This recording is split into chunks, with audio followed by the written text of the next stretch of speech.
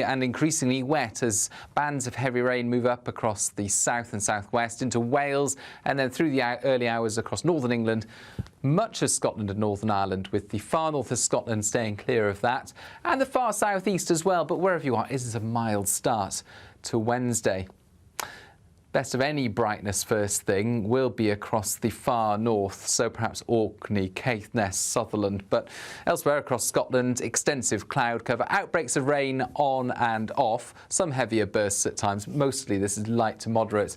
The rain will be more persistent through Cumbria at this stage, North Wales, parts of Northern Ireland. Some issues potentially through the night for Northern Ireland, as well as for Wales and Western England because of the heavy nature of the rain, 50 millimetres or more in a short space of time.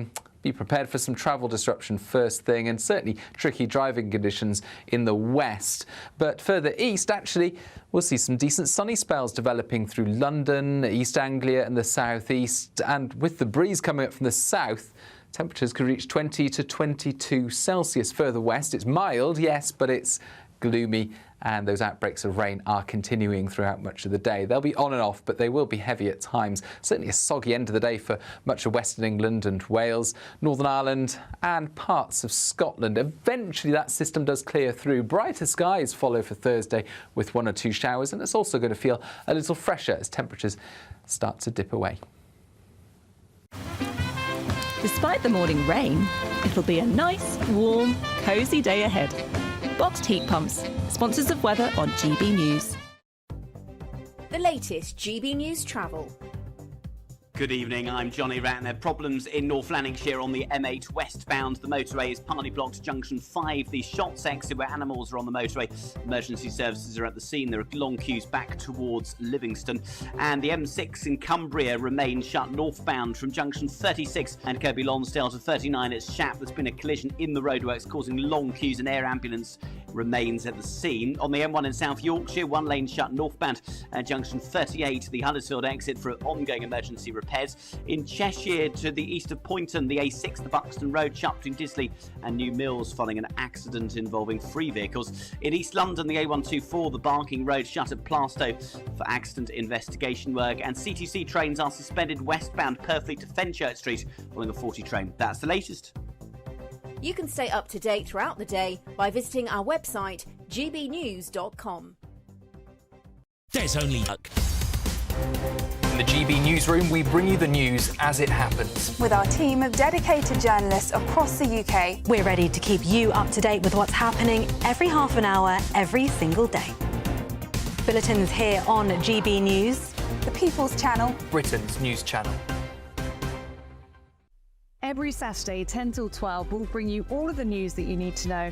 We'll also remind you that there is so much to smile about. It's my favourite time of the week. I get to relax, enjoy some light-hearted stories, and let Ellie teach me about fashion too. That's Saturday Morning Live, every Saturday, 10 till 12. Only on GB News, Britain's news channel. I'm Christopher Hope. From pop stars to politicians, I'll interview anybody in a pub who's got a political opinion. Join me every Friday on Spotify, Apple Podcasts, YouTube or gbnews.com, or wherever you get your podcasts. This is GB News, the People's Channel.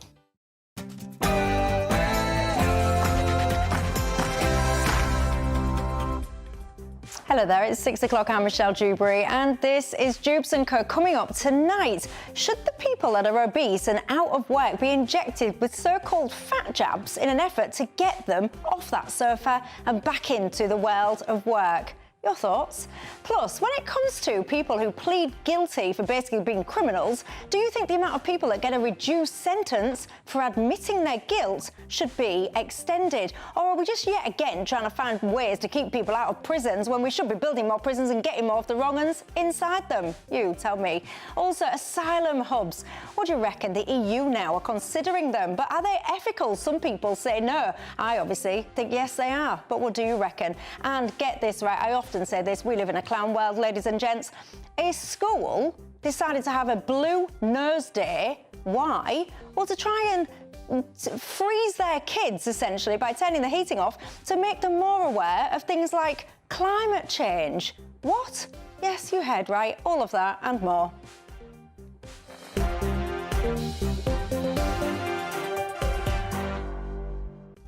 Yes, indeed, lots we will talk about before 7 o'clock tonight. And alongside me, what a treat for you, ladies and gents. Look at this lovely pair.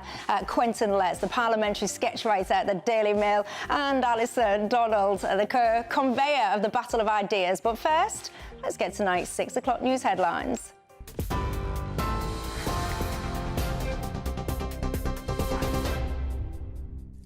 Thank you very much, Michelle. Good afternoon. It's 6 o'clock. I'm Lewis Mackenzie here in the GB newsroom.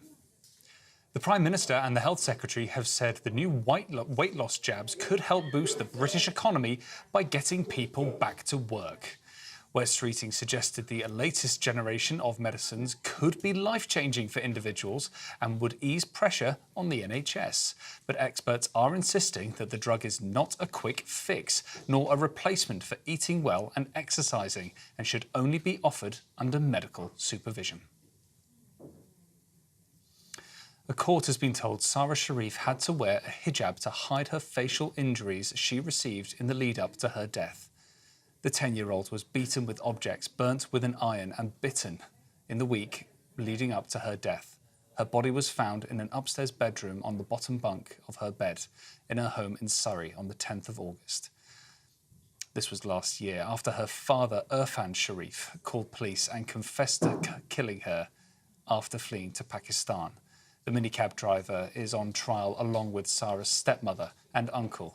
They all deny murder and causing or allowing the death of a child. The police officer who shot Chris Kaba has told the Old Bailey that he did not intend to kill him when he opened fire.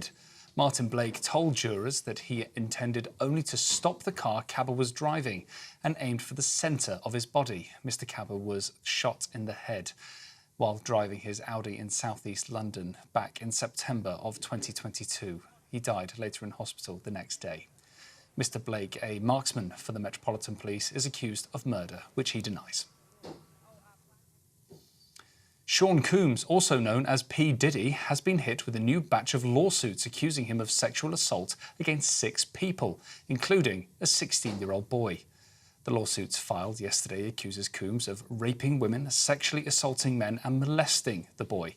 More than 100 alleged victims are now believed to be in the process of making legal actions against Combs in the wake of his sex trafficking arrest last month.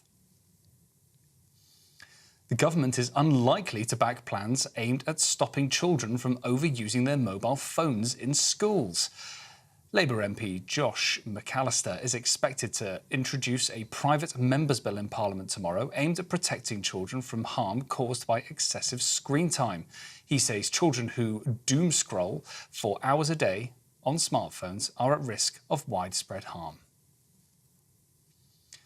And finally, there's been some controversy at the World Conker Championships, where the new champion has denied claims he cheated on his way to winning the first title after 40 years. 82-year-old David Jakins won the men's competition at the tournament in Northamptonshire over the weekend, but his victory was plunged into national controversy when it was claimed he cheated by swapping his real Conker for a metal one. Mr. Jakins denies the allegations, claiming he only carries a metal Conker to amuse children. Very controversial story there. Those are the latest GB News headlines. I'm Lewis Mackenzie. Now it's back to Michelle Dewberry. For the very latest GB News direct to your smartphone, sign up to News Alerts by scanning the QR code or go to gbnews.com/alerts.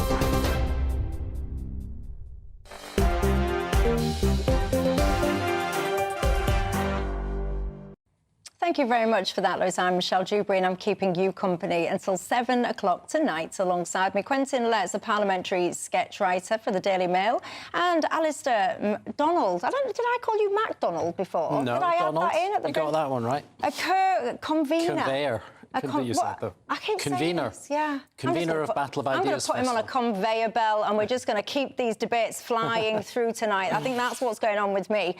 Look, there's lots that I want to talk to you about, and you can get in touch with us all the usual ways. You can email gbviews@gbnews.com. You can go to Twitter and X, you can get me there, or you can go to the website gbnews.com/yoursay. Lots of very important top topics to discuss with you tonight. But hang on, before I get stuck into all of that, I often say you need balls of steel to get on in this life. I really do. I really do feel that, Quentin. That's a very punchy start. Thank you. But that Conker... Have I come onto the wrong programme? No. And it's not after the watershed either. Bear with me, there's a logical link to my mindset. I hope there is. Conker man. That Conker man. What do we make to that, ladies and gents? What is this world coming to? It's all nuts, as somebody said in the Telegraph report about this story. Yeah, Conkers, it used to hurt like blazes. Did you do it, Alistair? Yeah. Did you have a sort of a niner or a tenner? I didn't have a steel conker, unfortunately. No, but a magnificent story, and I hope that justice is served. They used to be quite a fine art, didn't they? And people used to take this very seriously, and they used to... didn't you used to soak it in vinegar and stuff like that? Yeah, or you could stick them on the radiator or put them in the bottom of the Arga to toughen them up. Yeah, this was a very kind of serious competition. But just to give some context, I think it's absolutely hilarious. The Conker King. He's been competing since 1977. I mean, I didn't realise this was such a big thing, this World Conker Championship. And he reckons... Look at him, there he is. Yeah, there he is. What a man. You won't mess with him if he's, like, dangling his conkers in front of you. I tried to correct myself. It's getting like, carry on. Shall I just move on? Shall I move on? Innocence or proven guilty. I'll dangling his conkers.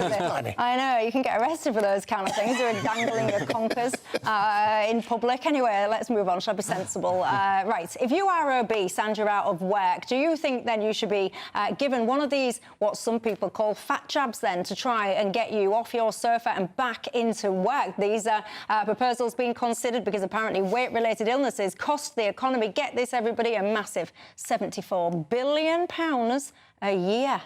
What do you think to this, Quentin? I'm not coming to you first because I think that you are on the larger side. I've got an interest to declare. You just sat next to me. Go on. I think this is quite an interesting idea, this. I actually rather doubt that the jobless side of it could work very well because I think joblessness is not just to do with being overweight. It's probably an attitude. But if they used these fat jabs to save the NHS money, I think that seems a pretty good idea. Use science. And, if it would help some people get back into work, well, it's worth exploring. I think it's an interesting idea. Good for Wes Streeting coming up with it. But you'd employ like a choice-based strategy, no mandated jabs. You wouldn't support anything like that, right? No. I think, obviously, the patient has to agree to be punctured by the needle. No, but I'll come on to why I'm asking that in a second, but Alistair, what do you think? Yeah, similarly, I think there's something in these jabs, and it's probably a good thing that they're being developed, and we seem to be putting some money into developing them further with things like trials and used in the right way, with people electing to use them and given to them, making them accessible, because it sounds just now like lots of people who would potentially want to use them wouldn't have access to them. So making them accessible for the people that want to use them is no bad thing. On the other hand, any sort of attempt by the state to foist them on people as some sort of way of getting out of unemployment just strikes me as absolutely wrong for a number of reasons, not just the kind of state intervention aspect of it on the individual, but it just seems like a complete misnomer in terms of solving unemployment problems. You see, this is why I was kind of leading you down that garden path there, because, we saw a situation, didn't we, where in COVID, which I was very opposed to, it was all mandated that you had to have these vaccines if you wanted to live a normal life, arguably. And do you worry that when you were pressured into it, weren't you? You were pressured into it. Life was made difficult if you you were coerced into it. I mean, for many people, if they did not have those vaccines, they had their job taken away from them. So there was significant coercion going on. But don't get me started on that topic. I'll be here all day. But do you worry that when we start kind of talking about about the economic cost and all the rest of it, of someone having a particular circumstance in their life, and if you have this injection, you're going to cost the NHS less, do you then start to worry that there could potentially be a bit of scope creep going on, that actually people will start saying, well, hang on a second, because now we could link the two. If you are of this disposition and you get benefits and this is an option available to you and you choose not to have it, then we'll take your benefit. Do you worry that we might go that route? I very much doubt you'll get the official service to behave like that, because they seem very reluctant to be sparing with our benefits. But, you know, obviously, one hopes that people who are lacking work might want to get into work. Surely, isn't that true of a lot of them? And presumably this route of offering them fat jabs would have to be all voluntary. Of course, I agree with you that compulsory jabs are a very bad business. Yeah. But come on, I mean, you know, if you're out of work, let's hope you want to get into work. Actually, the sorry truth is not everyone a lot of people. does. Yeah, well, that is the sorry truth, of course. A lot of people are shirkers, and it's bad that they have that attitude. One of my viewers has got in touch. I think you're called Carol on Twitter, and you ask what is classed as obese these days. And I think this is an interesting point, because a lot of people will say actually that the slippage in terms of what is now classed as obese and measurements such as BMI, etc. Many people would push back on that. Yeah, I think it's been the case for a while, that there's been a worry over the way that figures are used. I mean, quite often, actually, overweight and obese are conflated together to come up with a huge 60–70% figure of people who are in that category, and it bears no relationship, certainly in the overweight aspect of it, to having any concerning medical incapacitating effect on what people can do. So I think there is a worry on that, and I note when Streeting made his announcement that he's not really made any attempt to quantify the unemployment aspect of it and how much of a direct effect on that it is. So it did sound like a bit of an assertion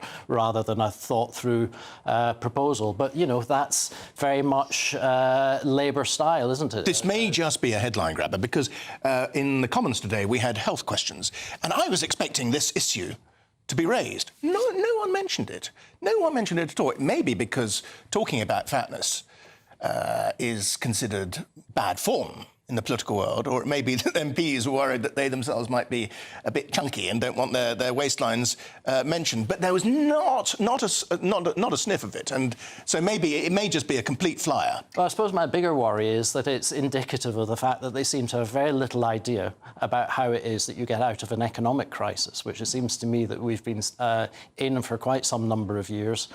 Things like productivity, the really important factor in terms of the economy, has been, you know, on the slide really for best part of 40–50 years, with small blips upwards, and there doesn't seem to be any real idea of how to tackle that. I mean, there was the investment summit yesterday, for example, and they didn't have one of the world's primary innovators at that investment summit, because, you know, they've had a spat with him over the ownership of Twitter and so on. Elon Musk we're talking about. But in the week that he's announced some fairly incredible initiatives in terms of robotics and going into space, things that would have a genuine capacity to transform the economy if some of the spin-off knowledge that's gained from those initiatives is put to use within manufacturing processes and the rest of it. They don't really seem to have a grasp of how to use that. So an announcement around giving people jabs to get the unemployed back into work seems One of like my viewers says, Michelle,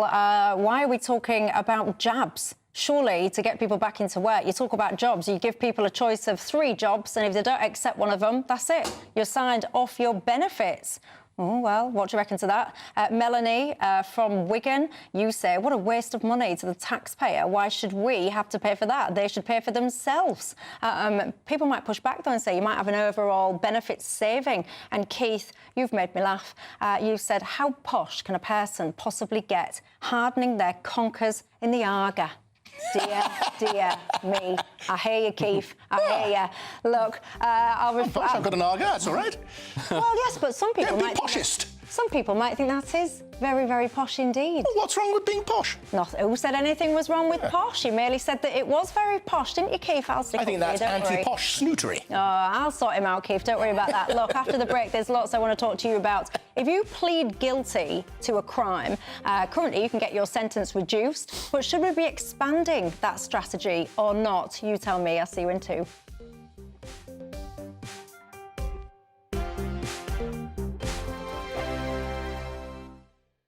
This is GB News, Britain's news channel. We are now delighted to be joined by comedian and my beautiful friend, Francine Lewis, who's here to share with us her upcoming book, The Last Laugh, and an exciting competition in collaboration with none other than that mean Simon Cowell. Francine, he's not so mean anymore. Oh, is he not? He's not. And do you know what? Having a child, is it maybe? Definitely. It's really weird because I really liked Simon. He was nasty. I just found that, I don't know, quite sexy. Now he's way too nice. Way too nice. That's what they say, isn't it? You get all the nice guys say, I never get any luck with women, and they always say I'm too nice. Do you know what? The truth is, I've always thought Simon was lovely. He's such a nice guy. Like, when I was doing Britain's Got Talent, I was very, very excited, you know, to meet Simon again because it was the second time I'd actually met him. And I always thought he was such a charming, lovely man. Of course, you are more recently well known for BGT and your impressions and whatnot. Do you know what? I do watch a lot of reality TV, a lot of that sort of stuff. What do you watch? Oh, I love Towie, whenever Love Island's on. Seriously, honeys, 100% definitely. You got to watch Essie. It's all about Towie, love it, seriously. So I'm always doing, you know, whatever the new reality shows are. The favourite is Katie Price, and we've got a video, I think we've got a selfie video of us doing... Have we? Yeah, we have, from I'm like 2 showing years ago. Tatiana to Katie Price, which she does amazingly. Come on, Tatiana, let's... No, I don't. Tatiana! You do Katie, there's a mixture between Katie Price and Tatiana. What do you think? I love when people take me off. It shows what a big star I am. It's the lick of the lip. The People's Channel. Nightmare commute? Kick it up a gear with GB News Radio. You can listen online and on DAB+ and on the GB News app. We're also on TuneIn and the Radio Player apps. From the school run to rush hour, get revved up with GB News Radio. We are the People's Channel, Britain's news channel. Join me, Nana Akwe, for an informative, interactive news programme with a difference. It's fun. No, he didn't say that, though. I'm so surprised. I think there's an element of truth to that. Join me from 3 p.m. every weekend, only on GB News, Britain's news channel. Weekdays on GB News. Wake up to breakfast every day from 6 a.m. Followed by Britain's newsroom at 9:30. At noon, it's Good Afternoon Britain. Followed by Martin Daubney from 3 p.m. Only on GB News, the People's Channel, Britain's news channel.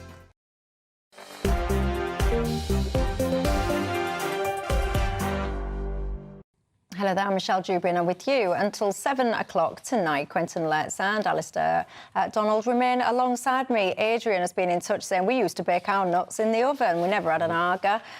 We've started something here, haven't we? We have absolutely started something. If you want to tell me all your Conker tips and how you used to be the top boss in your playground back in the day, you can feel free to share that with me as well. But for now, let's talk to you about criminals. Now, if somebody goes to courts, essentially, so if someone's committed a crime and then they say, yes, you know what, they fess up, it was me, yes, I'm guilty. Well, of course, they can get a reduced sentence for that. Now, there's conversations about whether or not that scheme essentially should be expanded in terms of trying to, you guessed it, reduce prison overcrowding and so on and so forth. Just so you understand as it is, and under current rules, defendants are only entitled to this time off their prison term if they plead guilty after being charged by police when they first appear in Crown Court before they get to magistrate. So the proposal here would be to expand that. Quentin, what would you think? Would you support this? I think it sounds a reasonable idea. This is going back to the way things used to be. Judges did used to have more discretion.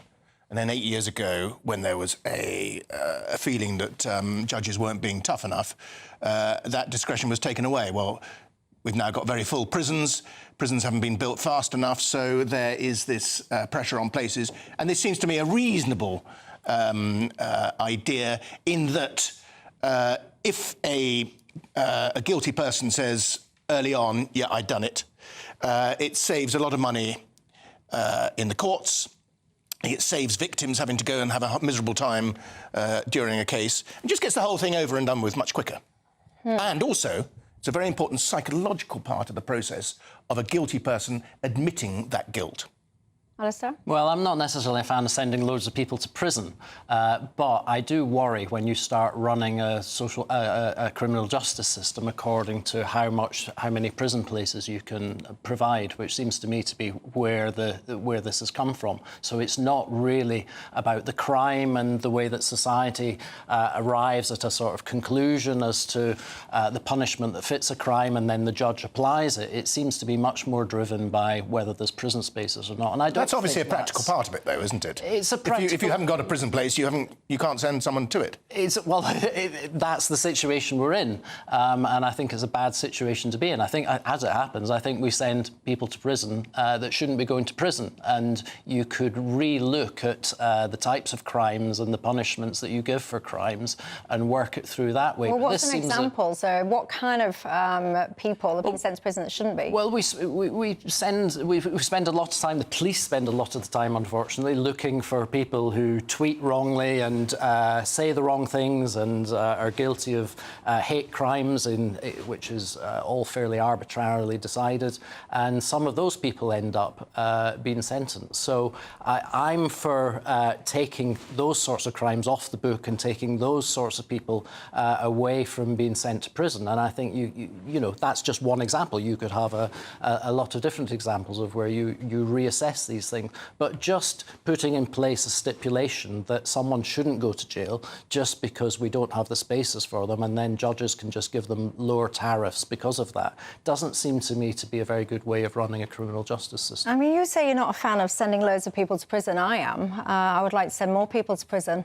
One way we could send more people to prison is if we sent the foreign prisoners back to their countries. And there are, there are thousands of them.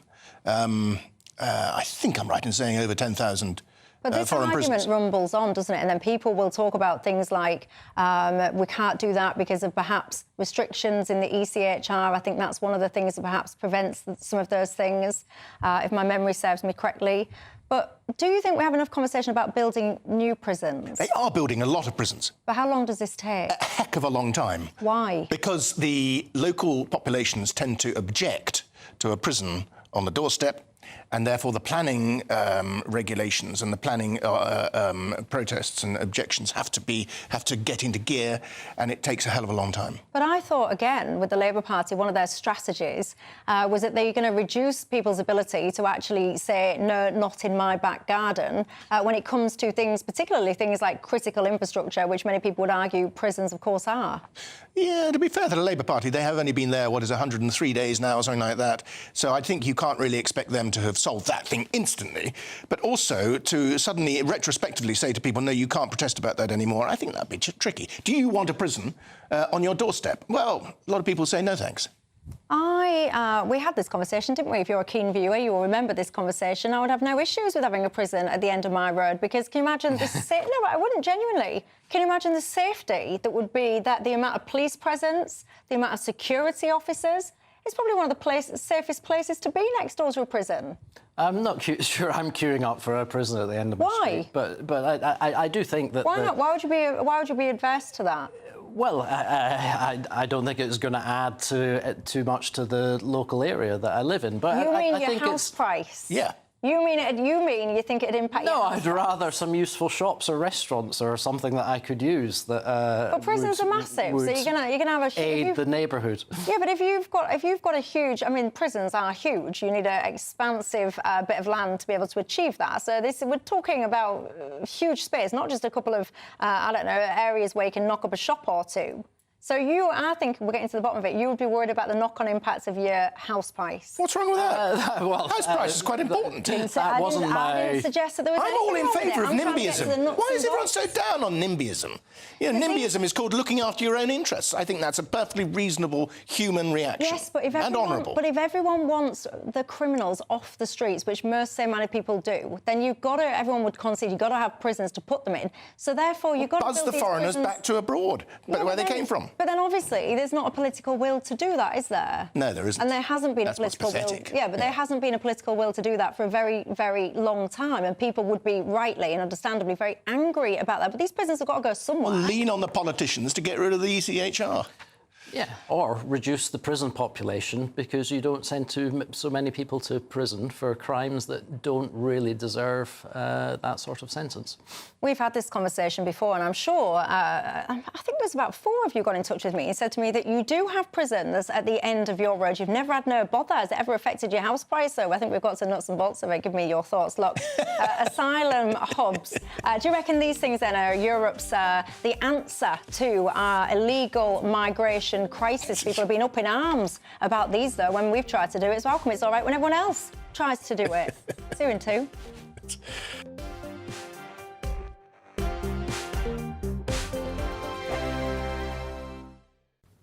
Hi there and welcome to the latest update from the Met Office for GB News. Rain for many of us during the rest of the night into tomorrow as well. That rain heavy at times, but it will be very mild because we've got air coming from the south at the moment with low pressure to the west, high pressure to the east, and that southerly airflow bringing extensive low cloud across the UK, so a gloomy night to come with outbreaks of increasingly heavy rain moving up from the southwest into parts of Wales, the Midlands, then northern England, southern Scotland as well as Northern Ireland. Could be some issues for Northern Ireland overnight as well as parts of Wales and Western England, localised flooding, and by dawn transport disruption is possible because of the heavy nature of the rain. But it will be on and off rain and it's not going to be heavy everywhere, certainly for the far north of Scotland. That's where we're going to see the finest weather as we start off Wednesday. Caithness, Orkney, some bright spells, mostly dry, but for the rest of Scotland it's overcast and we've got outbreaks of rain moving north. Some heavy rain around for Cumbria, into the Isle of Man, North Wales as well as parts of Northern Ireland. Turning more showery across the rest of Wales and the southwest of England, and for much of the Midlands and the south of England, although cloudy, it is mostly dry. There will be some sunshine though making an appearance for parts of East Anglia into the southeast, perhaps London. And as a result of that, well, temperatures will do remarkably well for the time of year, up to 20 to 22 Celsius. 15 to 18 further west, but not feeling very pleasant with a brisk breeze and those outbreaks of rain heavy at times. By Thursday morning, the wettest weather is moving east and north. Clearer skies follow from the west, albeit with some showers for parts of Northern Ireland, Wales and Western England. Brightening up there for the east of the UK later in the day, but we've got relatively fresh air following after the rain, so temperatures will be starting to slip away. The latest GB News travel. Good evening, my name is Johnny Ratner. Problems continue up in Cumbria for the M6. The northbound carriageway of the motorway remains closed off from junction 36 to 39 from the Kirby Lonsdale turnoff up to the exit for Shap at the scene of a serious multi-vehicle collision in the roadworks, making matters worse. It's also slow directly opposite due to onlookers slowing down past the scene. On the M62 in West Yorkshire, one lane shut eastbound from junction 25 to 26 towards Chain Barter, towards Bradford basically, where a car's broken down. In East London at Plaistow, the A124, the Barking Road closed for investigation work following a serious accident this afternoon. In Devon, just east of Plymouth City Centre, west of the Lerra Bridge, the A374 Lerra Bridge Road closed westbound following an oil spillage. And C2C train suspended westbound Purfleet to Fenchurch Street because of a 40 train. That's the latest. You can stay up to date throughout the day by visiting our website, gbnews.com.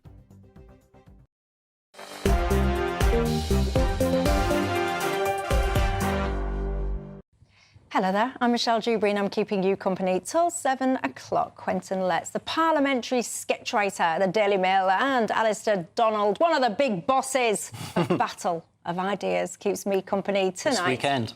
Oh, Oh, are you doing it this weekend? Yes. Oh, get your plug in, get your plug in. There you go. If you've got nothing to do this weekend, go and have a nice debate with these guys. There you go. I've seen some of them online, actually. They're very interesting. You should come along, both of you. I've got plans this weekend, but thank you very much for your kind invitation. Look, let's talk then, shall we, about Europe and what is going on there. Now, we all remember, we don't need to rehash, when the UK had the audacity, in some people's eyes, to suggest Rwanda when it came to helping process asylum seekers and so on. People were up in arms, but now, but notice, when you look and see what's happening in Europe, some of these ideas are becoming resurfaced again, this time to rounds of applause and kind of yes, approving nods.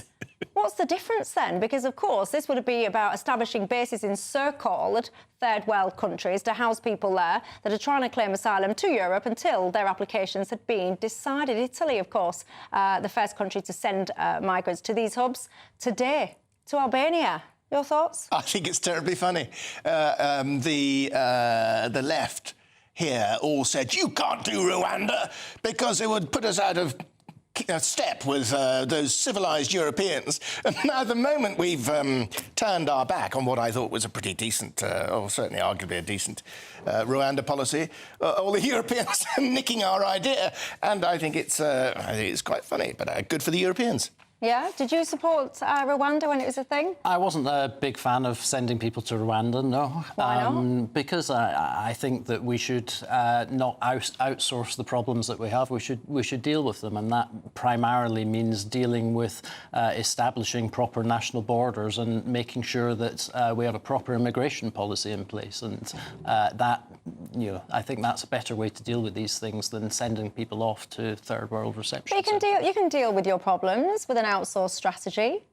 Yeah, I think it's better to be clear about who can come here and have a proper immigration strategy, a proper idea of what citizenship means, and a proper idea of why, indeed, the nation-state is important. And yeah, all those things are important, but at the same time, this was a terrific deterrent. I mean, the thought of somebody who flogged here from... Well, I know, but that's what my suspicion of it, that Rwanda thing, and I think the same will be true of the Europeans, pinging people abroad, presumably to parts of Africa or further beyond. Even Rwanda, I suspect they might be using the same hotels we were going to use. I think if somebody who's travelling here, particularly those travelling simply for economic reasons, would look at that and think, there's a danger I might get catapulted off to Kigali, they might think, I'm not going to do that, I'm going to stay where I am. Yeah, I mean, it's actually not something new that the EU's done, because they had a strategy in place a few years ago where North Africans were sent to Turkey and they basically paid Turkey to hold people there. So it's not totally new. I think it's interesting and indicative, though, of the political pressure that the European Union have come under, which is a welcome pressure to my mind, because I think immigration's a huge issue that they've not taken seriously so far, and the fact that we've now got quite a lot of political pressure, quite a lot of pressure to say nations are important and we need to be able to determine what goes on within our own borders is very, very important, and that's welcome. You know, Lammy, of course, David Lammy, he was it Luxembourg yesterday, talking about...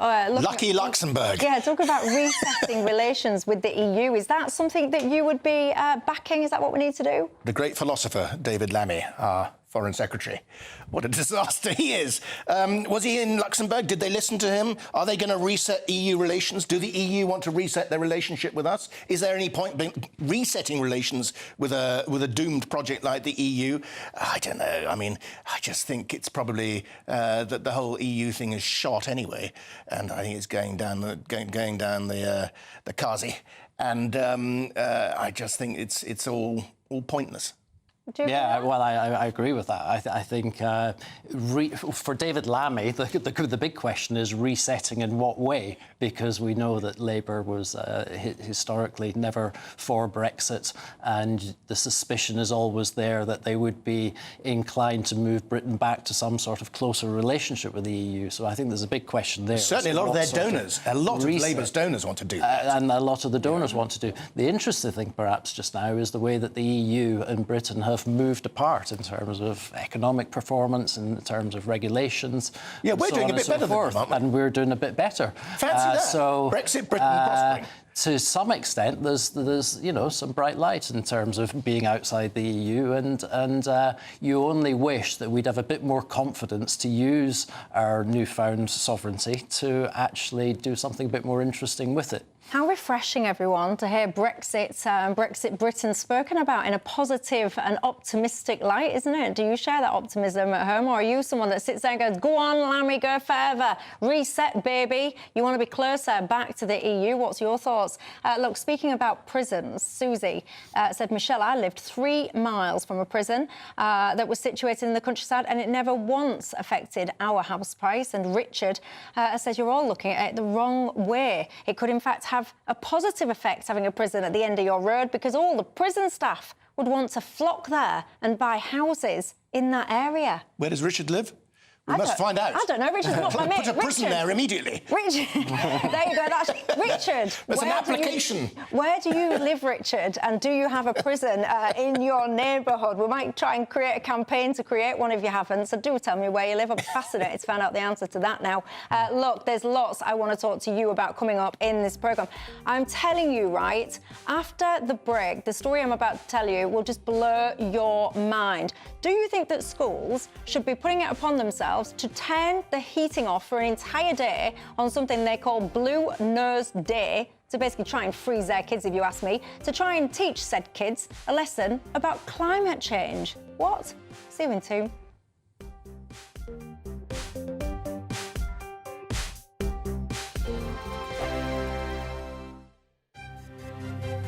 GB News Breakfast, every day from 6 a.m.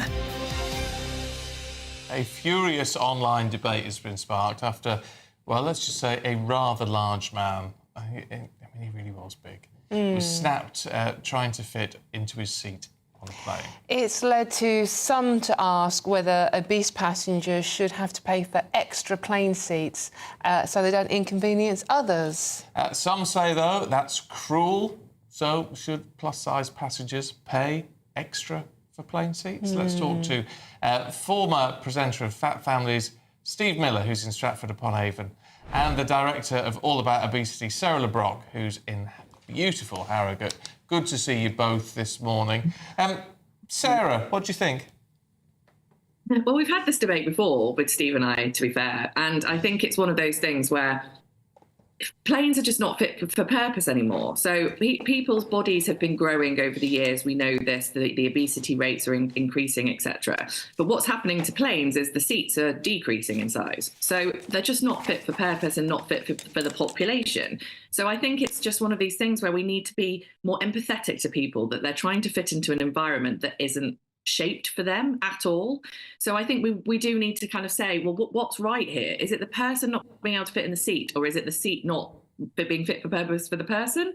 And I think we need to really, look at things from that perspective as well. Instead of thinking the person's doing something wrong, how about the environment might be doing something wrong? Steve? It's not about blaming, but the message you can't put out, in my opinion, is that it's okay to be obese and don't worry about it. You see, what I'm saying here is free plane seats. If you're offering free plane seats, an extra seat, that's going to normalise obesity. GB News, the People's Channel. Welcome to State of the Nation, daily plunge into the stories shaping our country.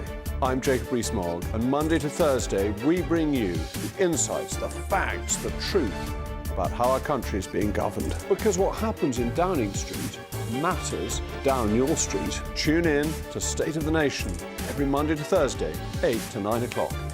Only on GB News, the People's Channel, Britain's news channel. It's Patrick Christys tonight, and here we do things differently. It's explaining the absolute madness of this, doesn't it? It's explosive. I mean, this is very good. It's lively. 850. Your government sat there, Sean, and it did nothing. It's controversial. And the Middle East has been in turmoil since before I was born. It's everything you need to kickstart your evening. Everyone's had their Weetabix tonight. I love to see it. That's Patrick Christys tonight, weeknights from 9 p.m. Only on GB News, the People's Channel, Britain's news channel.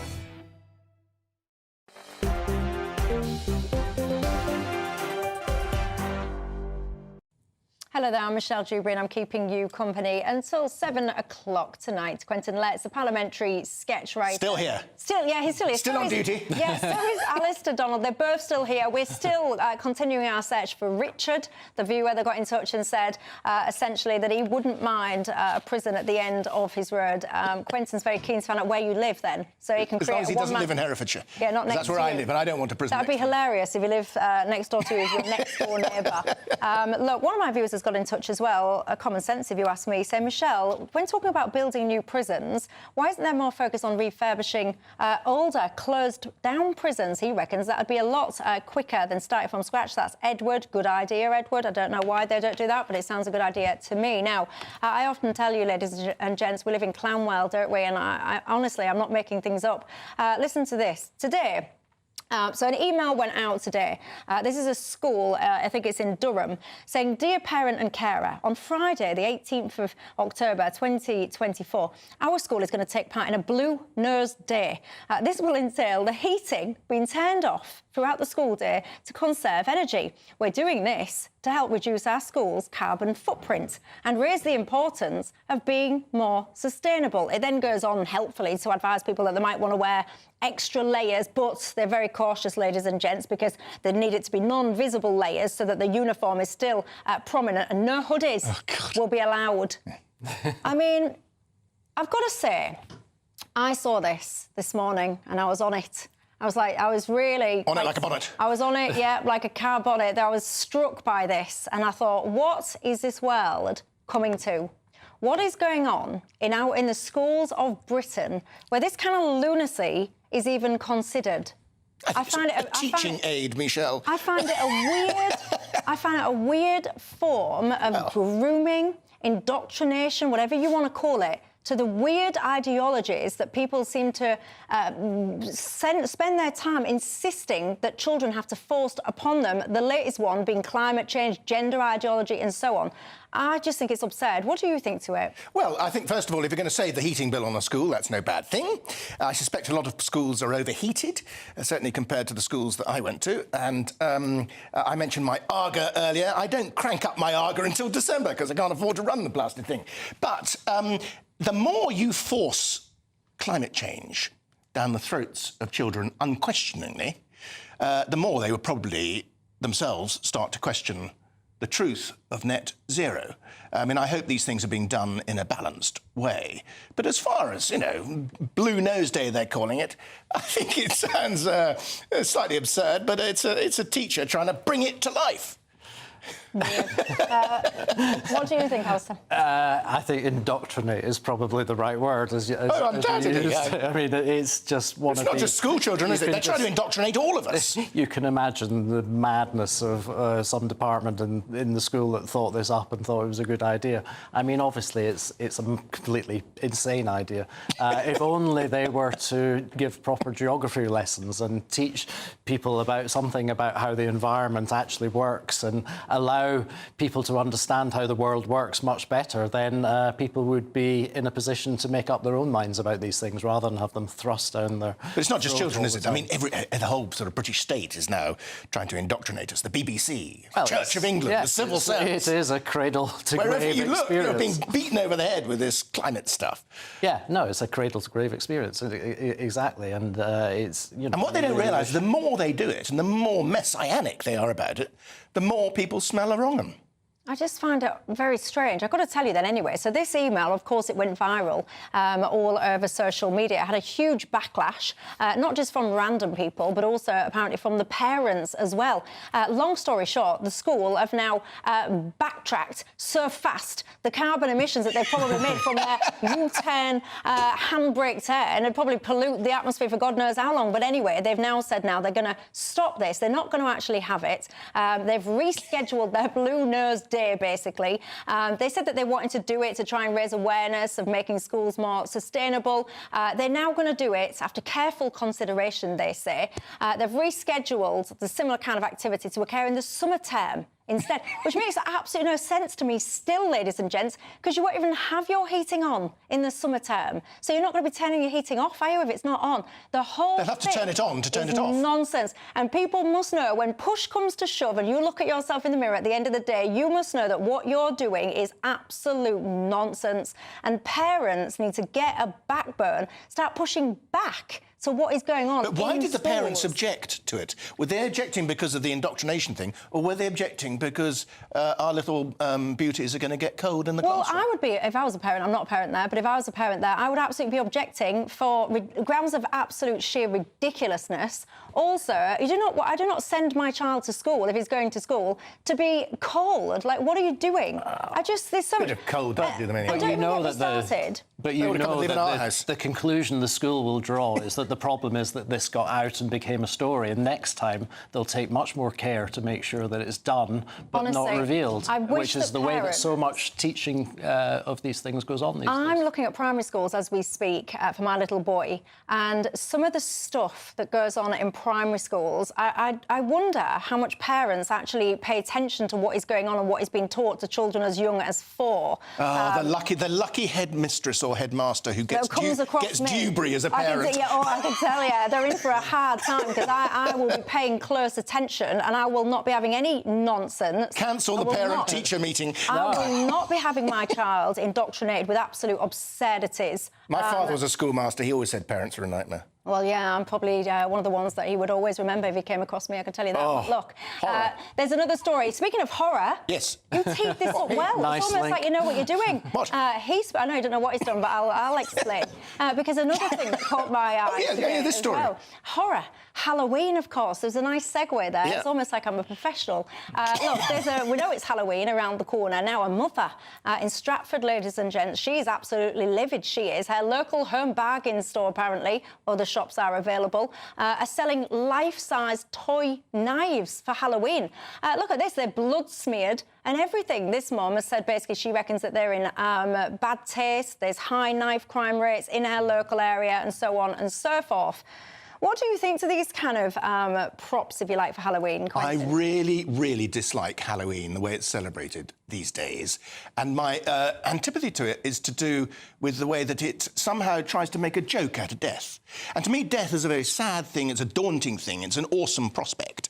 And I much prefer, if we're going to think about death, to do it on All Souls Day, which is the traditional church festival on the 2nd of November, where you think about those who close to you who have died and you pray for them, and you can contemplate the enormity of death. And to do all this rubbish with the Halloween plastic knives just seems to me sort of childish and regrettable. But it's supposed to be childish. I mean, no, well, Halloween... I think it's horrible. I think it's pathetic, and I think it's also American. It's an Americanization of our society. I hate it.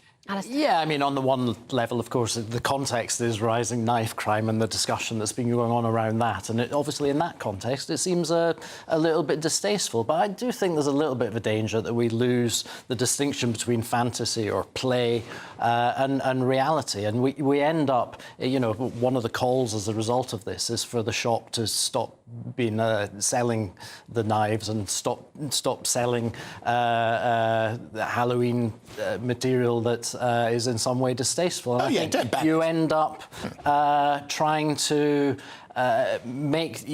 coerce us into getting rid of some of the more fantastical elements, while, as we all know all too well about the knife crime situation, we fail to treat the reality of the Well, I'll show you. You say a reality, and by the way, we did reach out to the store for comment. We didn't get a response, just so you know.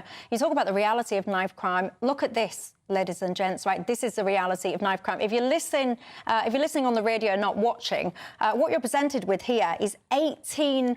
I don't even want to do them the disservice of calling them just knives. There's, like, machete things in there and so on and so forth. Yeah, there's a murder. Those are basically weapons. This was somebody who was arrested. He was basically stopped and searched, and these are among the things that he had on him in London.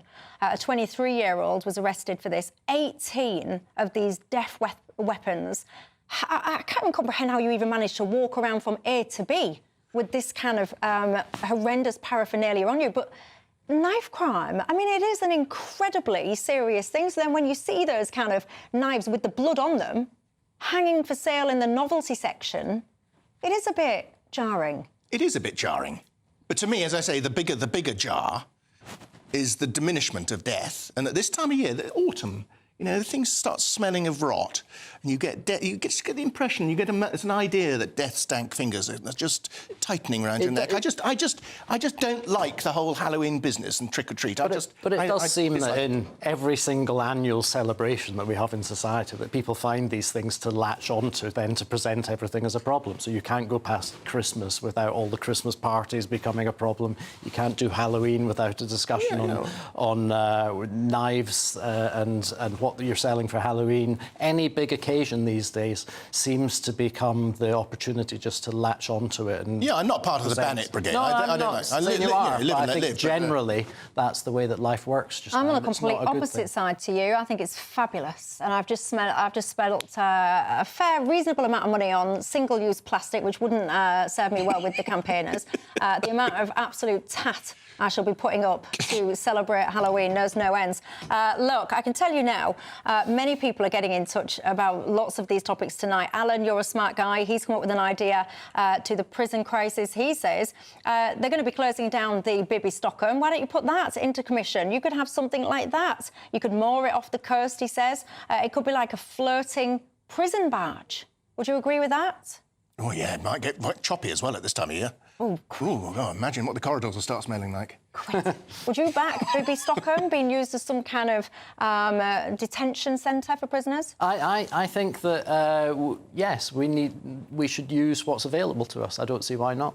Yeah, I do see why not. Rob, he's been in touch and said this Blue Nose Day is not a bad idea. They could actually call it History Day, so that the kids of today could see what it was actually like for when their grandparents went out of coal during the 1970s strikes. And he says they would also get a keen insights into the future if things really head the way that things are currently heading, he says. You're not allowed coal these days. We're not They've allowed banned coal. Richard, you can still get it in the south of Wales, though. Richard, you've still not got back in touch with me and told me where you live, but I'm not giving up hope for that. We've still got a couple of minutes, so, you know... He's frit. Get it in. Keith in Felixstowe, he says, my sons live in South London. They live a few hundred yards from Wandsworth Prison. Other than the occasional escape, he will mean, of course, Daniel Khalifi. Do you remember that one? The occasional, yeah. That was not that long ago, He was under a lorry, wasn't he? Yeah, he says they don't even realise it's there, apart from the occasional escapee, as he says. And it's a very, very expensive area to actually go and live in, he says. Lots of people, Alison said, Michelle, when they're going to crank down the heating for Blue Nose Day, can you ask for a friend whether or not they're going to crank up the heating for Red Nose Day? I see what you did there, Alison. Lots of people, very similar to me, and you sensible people, suggesting, like I am, that there is a form of indoctrination going on in schools. Certainly absolutely not happy with this at all. Again, prisons, why don't we just build more of them? That is the million-dollar question coming through from all of you guys at home. What is the answer? We're trying to find out where we're going to put them on this show. Richard, you're running out of time, my friend. We still don't know where you are. Andrea in Grimsby. Come on, Richard. I know, come on, Richard. We need to know. Andrea has said, Michelle, I've got a novel idea. We could get the prisoners to actually contribute towards the building of these prisons using their labour. What do you think to that? Perhaps we should have Blue Nose Day in prisons. You'll get us in... Snout. You'll get us into trouble with the Human Rights Brigade, I think, Quentin. Richard, we found him. Where is he? Richard, there you go. We did it. Where do you think he is? Well, I don't know. We'll be here all day. He's not in Hereford, is he? No, we finish my show in a minute, so you won't be able to guess it. He's in Hull. Hull? Yes, my hometown. But then, Richard, what you will also know, and what other viewers might know, is, of course, we have a prison there, don't we? But it's just, of course, on the outskirts. Why settle at one? Why settle at one? Make it prison town. A prison town. Well, there you go. Careful what you wish for. Robert says, Michelle, I've got a great idea. Instead of Blue Nose Day in schools, why don't they do it in Westminster? Get the heating off, turned off there. He says, come to my office, room 12 in the House of Commons. It's really, really cold in winter. I'm too tight to put my Makes me write faster. Yeah, I'm a bit too tight. I don't put my heating on until the last possible second. I believe Heat the Human not the home. It's very hot in here. My worst nightmare is people that walk around in shorts and T-shirt and then they put the heating on. Get out. Anyway, look, that's all we've got time for. Thank you, gents, for your company. Thank you to each one of you at home. We very much appreciate it, and I'm glad we found you, Richard. Have a good night, and I'll see you tomorrow.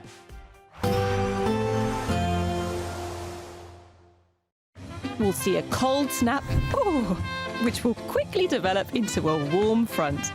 Boxed Boiler Repairs, sponsors of weather on GB News. Hi there, welcome to the latest update from the Met Office for GB News. Grey and gloomy for most of us today, and increasingly damp, if not wet, overnight as areas of heavy rain move up from the south. That's where our weather's coming from at the moment. Low pressure to the west, high pressure to the east, and this mild southerly airflow, but that mild wind brings a lot of clouds, so increasingly murky and increasingly wet as bands of heavy rain move up across the south and southwest into Wales, and then through the early hours across northern England, much of Scotland and Northern Ireland, with the far north of Scotland staying clear of that, and the far southeast as well. But wherever you are, it is a mild start to